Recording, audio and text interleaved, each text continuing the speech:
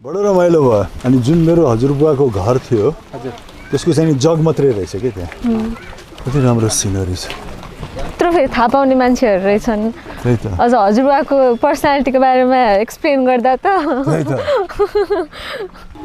नमस्ते यहाँ चाहिँ यो भाइ चाहिँ ओहो गजब बनाउनु भएको रहेछ त मेरो हजुरबाउ बाँचेको भए यहाँ आएर रिल्याक्स गर्थ्यो होला धन्यवाद थ्याङ्क यू ब्युटिफुल ठाउँ होइन उहाँहरू त 100-125 वर्ष अगाडि नै नलपुरमा आमाको खेतीपाती पनि सबै मैले सम्हालिरहेको छु किनकि उहाँको छोराहरू थिएन सबै अरूबाट छोरी मात्रै छ